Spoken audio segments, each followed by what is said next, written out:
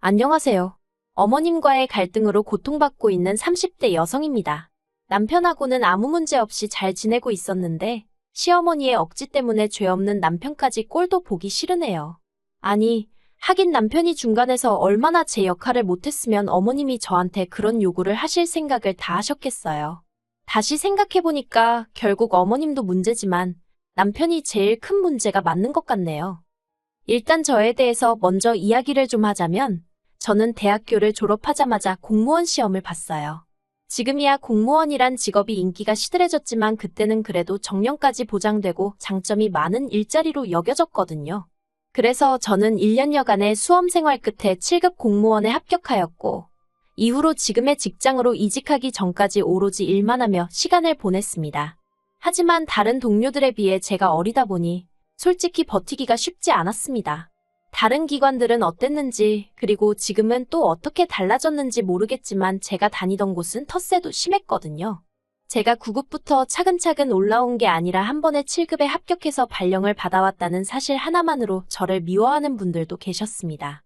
자격지심아니냐, 공주병 아니냐 하실 수도 있지만 사내 정치질을 겪어보지 않은 사람은 절대로 그때 제가 느낀 비참함을 이해하지 못할 거예요. 아무튼 저는 결국 6년 동안 마음의 상처만 입은 것이 아니라 스트레스로 인해 탈모까지 겪게 되었고 더는 못 버티겠더라고요. 그래서 아는 선배의 소개로 지금의 직장으로 이직을 하게 되었습니다. 솔직히 공무원직이 박봉이긴 했어도 여러 가지 장점이 많은 일자리였기에 그 자리를 제 발로 걷어차고 나온다는 사실이 인정하기 쉽지 않았어요. 하지만 저부터 살고 봐야겠다 싶어서 아쉬워하는 친정부모님께도 죄송한 마음이 컸지만 나름 특단의 결정을 내렸네요. 그리고 이직한 회사에서 지금의 남편을 만나게 되었습니다. 정확히 말하자면 남편과 제가 같은 회사를 다닌 것은 아니고 남편은 제가 이직한 회사의 거래처 직원이었어요. 처음에는 일적으로 엮였고 워낙 이전 직장에서 사람들한테 크게 대었던지라 솔직히 저는 사적인 이야기는 조금도 나눌 생각이 없었거든요. 그런데 남편은 처음부터 제가 여자로 보였다면서 이리저리 열심히 들이대더라고요.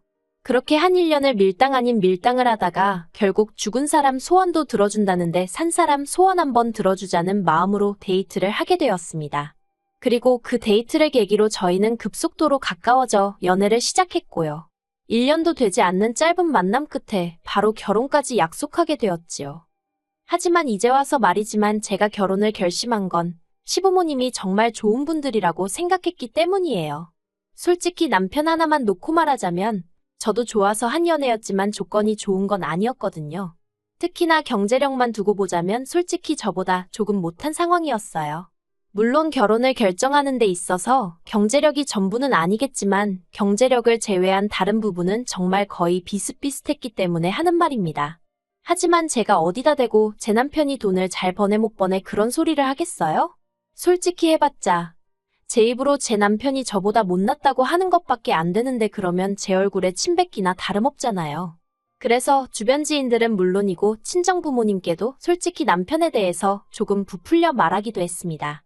그리고 그렇게까지 하면서도 결혼을 결심한 거 처음에 말한 대로 시부모님들의 영향이 컸어요. 처음 시댁에 결혼 허락도 받고 인사도 드릴 겸 갔었는데 그때 시부모님이 보여주신 태도는 정말 인상적이었습니다. 사실 주변 지인들로부터 시집살이나 고부 갈등에 대해서 무시무시한 이야기를 워낙에 많이 들었던지라 기대는커녕 걱정이 태산 같았거든요. 그런데 그런 제 걱정은 기우에 불과했습니다.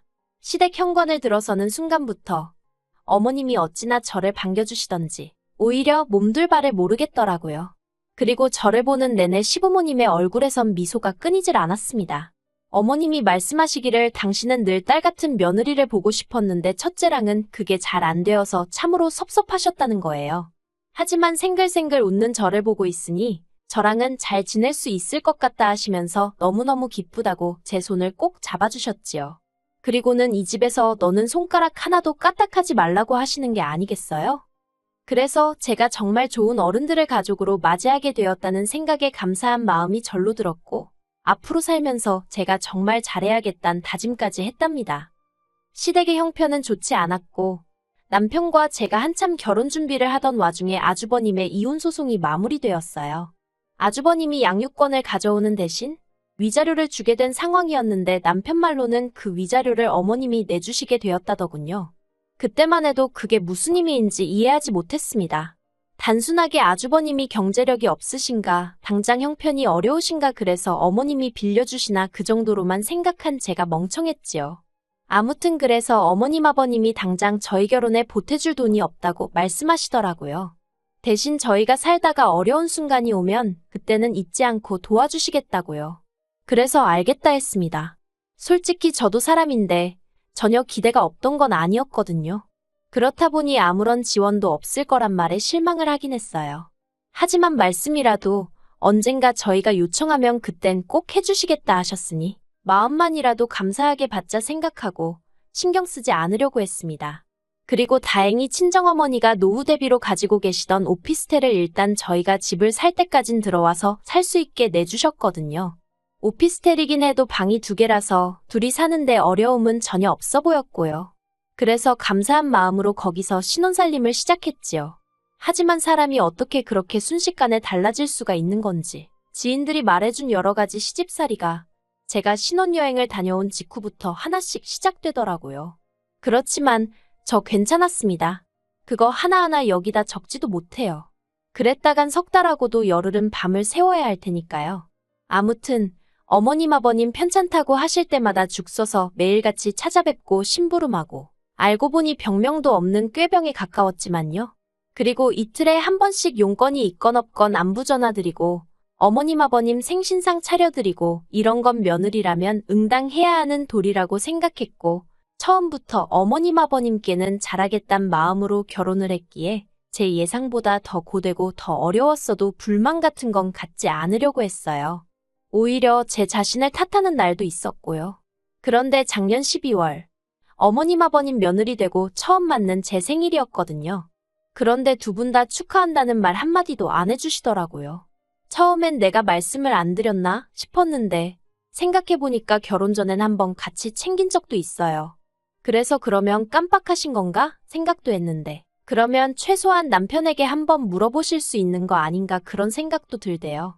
왜냐하면 남들 생일 다 돌아오는데 어머님 며느리만 생일이 없을 리도 없고 우연이라도 그러고 보니 우리 며느리 생일은 언제지? 하고 생각할 수도 있잖아요. 하지만 알게 된 진실은 솔직히 어이가 없는 정도가 아니라 저를 화나게 만들었습니다. 알고 보니 남편이 어머님께 경희 생일이 지나갔는데 이제라도 늦어서 미안하다 늦었지만 축하한다 한마디 해주시면 안 되냐고 넌지시 말씀을 드렸던 모양이에요. 그런데 어머님이 걘 네가 축하해줬으면 됐지. 뭐 대단한 날이라고 온 가족이 나서야 되냐는 식으로 말씀하시더랍니다. 그리고 솔직히 제 남편도 바보인 건지 그런 얘기는 안 전하면 그만이잖아요. 그런데 남편은 남편대로 속상하다고 그 이야기를 저한테 전하더라니까요. 아무튼 그러다 지난 3월 어머님하고 통화 중이었는데 갑자기 어머님이 맞다 하시더니 저더러 이달에 당신 큰아들 그러니까 아주버님 생일인 거 기억하지? 그러시더라고요. 그래서 네 알아요 했더니 당신이 미역 사서 택배로 보낼 테니 저더러 집에 불러서 좀 끓여주랍니다.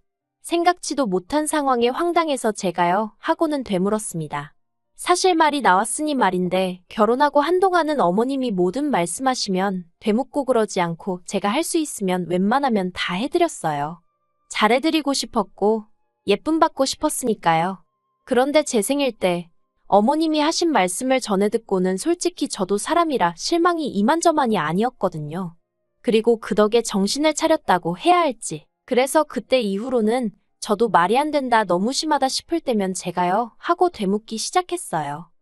아무튼 제 반응에 어머님도 좀 기분이 나쁘셨는지 왜 안 되겠니? 못하겠어? 하곤 되물으시더라고요. 그래서 못하죠. 저 출근도 해야 하고 요새 주말엔 너무 피곤해서요. 그리고 아주버님 생일상을 왜 제가 차려요? 어머님이 차려주시면 안 돼요 하고 덧붙였습니다. 그랬더니 어머님도 혀만 차시더니 일단 알았다 하고는 먼저 전화를 딱 끊어버리시더라고요. 솔직히 며느리란 입장 때문에 그런 어머님의 반응이 마음에 걸렸고 찝찝했지만 그렇다고 다시 어머님 기분 풀어드리자고 눈치 보기도 싫고 그래서 모른 채 하고 있었습니다.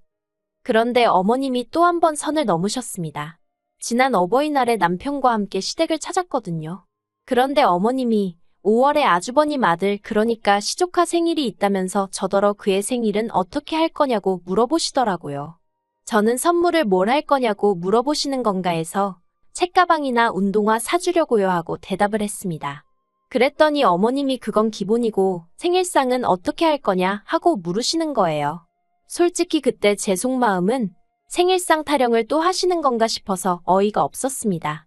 하지만 차마 그렇게 말은 못하니 생일상을 뭘 어떻게 해요 하고 되물었지요. 그랬더니 너는 말귀를 못 알아듣는 거니 아니면 알아들으면서 모른 척하는 거니 하시더니 처음엔 싹싹하니 수더분한 줄 알았는데 볼수록 아주 미운 짓만 골라 한다면서 저더러 생일상을 차려주래요. 그래서 지난번과 마찬가지로 직장을 핑계 삼아 못한다고 했지요. 그랬더니 어머님이 저더러 너는 툭하면 직장 핑계라면서 직장 다니는 걸로 유세 부릴 거면 때려치고 이 집안에 식구로 들어왔으면 식구된 도리를 하라나요. 솔직히 어머님이 차라리 부탁을 하셨으면 제가 마음을 좋게 먹고 그래 한번 챙겨주자 했을지도 몰라요. 하지만 식구 어쩌고 하시니까 짧다면 짧은 결혼 생활 동안 제가 당한 취급이랄지 대접이랄지 주마등처럼 스치면서 빈정이 확상하더라고요. 그래서 어머님도 이상하시다고 애 부모가 죽은 것도 아니고 다 멀쩡히 살아있는데 왜 제가 생일상을 차려야 하냐 따졌습니다. 그리고 설령 애 부모가 죽었어도 그러면 조부모님이신 어머님 아버님 멀쩡하신데 왜 저한테 그러시냐고요. 그리고는 식구된 돌이 운운하시기 전에 어머님은 저를 한 식구로 대해주신 게 맞냐고 물었습니다. 그랬더니 어머님이 어머머 소리만 연신하시고는 저더러 그런 소리 하면서 누가 잘했네 따질 거면 그냥 가라더군요. 그래서 어쩔 줄 몰라 하는 남편은 내버려두고 저 먼저 올라와 버렸어요. 집으로 오는 차 안에서 왜인지 눈물이 끝도 없이 나더라고요. 이런 꼴을 당하자고 결혼했나 싶기도 하고. 그리고 제가 집에 오고 얼마 지나지 않아 남편도 왔어요. 남편이 그렇다고 자기를 버려두고 가는 게 어딨냐면서 자기가 그래도 아주버님하고도 이야기했다며 저를 달래주대요. 일단 생일상 이야기는 아주버님은 전혀 모르는 이야기라면서 어머님이 왜 그런 이야기를 하신 건지 모르겠다고 어쨌든 저한테 미안하다며 마음 풀라고 하더랍니다. 그리고 아주버님 말이 사실이건 아니건 간에 어쨌든 사과를 받았다 생각하니 마음은 좀 풀리더라고요. 하지만 어머님은 이튿날 남편과 제가 쉬고 있는데 연락을 해오셔서는 하시는 말씀이 말년에 이런 험한 꼴을 볼지는 몰랐다면서 다른 집들은 딸들이 나서서 부모 모시고 여행도 다니고 형제들 생일도 챙기고 그러는 게 보기 좋아서 저한테 얘기를 한 거라며 제가 얼마나 시부모 알기를 우습게 알면 툭하면 제가요? 왜요? 그런다고 저 때문에 너무 상처를 받으셨답니다. 어머님의 하소연인지 분노인지 아무튼 들어드리는 동안 저도 너무 어이가 없었어요. 어머님 말씀대로 저도 저희 친정에서는 부모님 모시고 여행도 가고 제 언니 동생 생일도 챙기고 합니다. 그런데 그건 제 가족이고 제 친정이잖아요. 제가 이만큼 살 수 있게끔 여러모로 도와주고 지지해준 진짜 제 가족이요. 저를 위해 포기하고 희생한 부분도 많았을 테고요. 하지만 어머님은 제가 크는 동안 막말로 100원 한 푼 보태신 거 없으시면서 저더러 저희 친정에 하는 효도를 당신한테 똑같이 하길 바라시니 애시당초 가능할 수가 없잖아요. 그래서 남편한테도 나는 할 말 없다고 당신이 알아서 하라고 전화기 넘기고 방으로 들어가 버렸습니다. 방문에 귀를 대고 엿들으니 그래도 남편이 어머님한테 그걸 왜 경희가 챙겨야 하냐면서 경희 탓 좀 하지 마시라고 경희는 내 와이프 하려고 나랑 결혼한 거지 엄마 며느리 하자고 나랑 결혼한 거 아니라며 제발 꿈 깨시라 어쩌라 한 소리 하더라고요. 그런데 얼마 안 있다 방에 들어와서는 저더러 한다는 소리가 자기가 어느 정도 화를 내놨으니까 이제 저한테 어머님한테 못 이긴 척 연락드리고 한 번만 져드리랍니다. 그래야 그림이 좋지 않겠냐고요. 그런데 그 소리를 들으니까 솔직히 남편이 어머님한테 화낼 때만 하더라도 그래 남편이 저렇게 나를 위해 나서줬으니까 어머님이 나한테 하신 막말은 없던 일처럼 마음에 담아두지 말아야겠다 생각하던 찰나였거든요. 그런데 남편의 이중적인 모습에 눈물이 왈칵 나면서 제가 져드리긴 뭘 져드려야 하냐고 소리를 질렀어요. 그리고는 할 도리 다 하고 살았는데 초장부터 나한테 돌아오는 게 이런 것 뿐이니 앞으로 당신이랑 살아봤자 뻔할 뻔짜라고 이럴 바엔 지금이라도 헤어지자고 악을 썼네요. 그랬더니 남편이 그런 뜻이 아니었다며 금세 제 앞에서 싹싹 빌면서 어머님한테는 사과 안 해도 된다 화내지 말라며 저를 말리더라고요. 그래서 일단은 그날 이후로 서로 약속한 건 아니지만 어머님은 물론이고 시댁에 관한 이야기는 한마디도 안 하고 지내고 있어요. 그런데 언제까지 이렇게 지낼 수 있을지. 당장 다음 달엔 또 아버님 생신이거든요. 저야 당연히 모른 척하고 싶고 안 챙기고 싶은데. 그랬다가 남편 가슴에 말은 안 해도 괜히 한처럼 맺히진 않을지 걱정도 되고 그렇네요.